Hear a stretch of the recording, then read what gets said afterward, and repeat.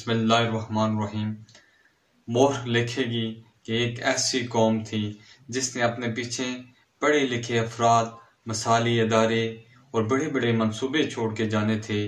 वो कौम अपने पीछे बड़े बड़े शॉपिंग महल और प्लाट्स छोड़कर चली गई।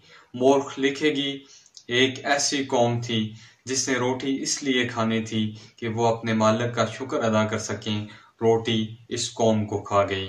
मोहर लिखेगी कि एक कौम जिसने तमाम इस्लामी ममालिक की सरबराही करनी थी और सबके लिए रोल मॉडल बनना था, वो आज कशकोल लेकर सबके सामने घूम रहे हैं। मोहर लिखेगी कि एक ऐसी कौम थी जिसको अगर कोई भूख प्यास का मारा कहीं खाने की चीज चोरी करते पकड़ा जाता तो उसका मार मार के बुरा हाल कर देते थे, लेकिन लाखों करोड़ों में करप्शन करने वाले को अपना लीडर बनाते थे, उसको प्रोटोकॉल देते थे, उसको हार और माले बनाते थे।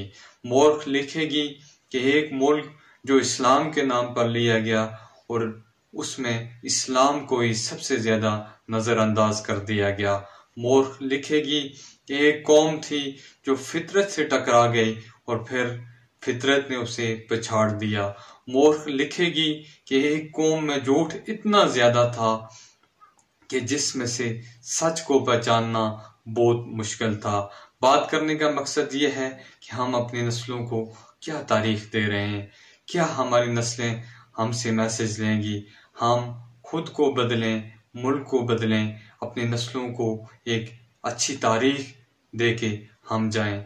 अगर आपको ये मेरी वीडियो अच्छी लगी है, मेरी वीडियो को लाइक और मेरे चैनल को सब्सक्राइब जरूर कीजिएगा।